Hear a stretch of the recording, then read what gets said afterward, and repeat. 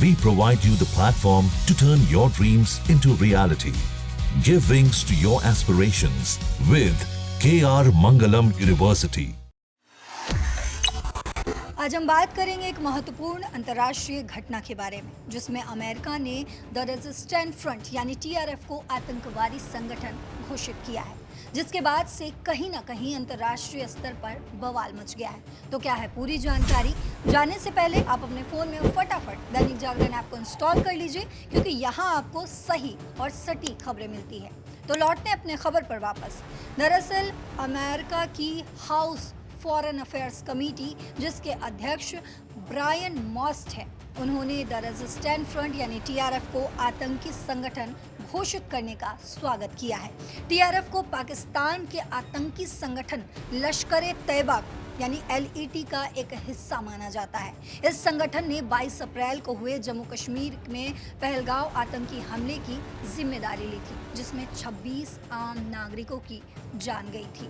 वहीं कमेटी ने कहा, जो लोग निर्दोष लोगों की हत्या करते हैं उन्हें बख्शा नहीं जाएगा, उन्हें न्याय मिलेगा। ये एक आतंकी हमला है, साफ और स्पष्ट है। अमेरिका ने टीआरएफ को फॉरेन टेररिस्ट ऑर्गेनाइजेशन यानी एफटीओ और स्पेशली डेजिग्नेटेड ग्लोबल टेररिस्ट यानी एसडीजीटी घोषित किया है। इसका मतलब है कि इस संगठन को आर्थिक मदद देना, सहायता करना या सलाह देना अमेरिकी कानून के तहत अपराध होगा।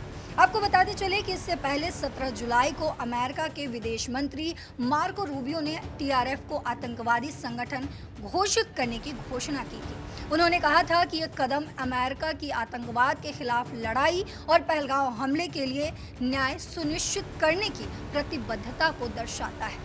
रूबियो ने यह भी कहा कि टीआरएफ लश्कर-ए-तैयबा का एक मोहरा है और इसने पहलगांव हमले की जिम्मेदारी ली थी। अमेरिका ने यह भी स्पष्ट किया कि ये हमला 2008 के बाद मुंबई हमलों के बाद भारत में सबसे घातक हमला था। वहीं पाकिस्तान ने इस हमले में अलग रुख अपनाया है। पहलगांव हमले के बाद पाकिस्तान के उप प्रधानमंत्री और विदेश मंत्री इशाक डार ने कहा है कि हमलावर शायद स्वतंत्रता सेनानी हो सकते हैं। इसके अलावा 25 अप्रैल 2025 को संयुक्त राष्ट्र सुरक्षा परिषद ने पहलगांव हमले की निंदा की थी, लेकिन पाकिस्तान और चीन के विरोध के कारण टीआरएफ और लश्कर-ए-तैयबा का नाम हटा दिया गया था। यह दिखाता है कि पाकिस्तान ने टीआरएफ को बचाने की कोशिश की और इसे स्थानीय विद्रोह के रूप में पेश करने की भी कोशिश की। वहीं भारत ने अमेरिका के इस फैसले का जोरदार स्वागत किया है।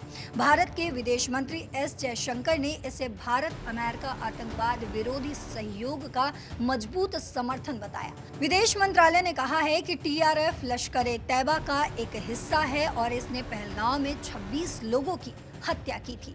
भारत ने यह भी कहा है कि वो आतंकवाद के खिलाफ शून्य सहनशीलता की नीति पर कायम है और आतंकवादी संगठनों को जवाबदेह ठहराने के लिए अपने अंतर्राष्ट्रीय साझेदारों के साथ काम करता रहेगा।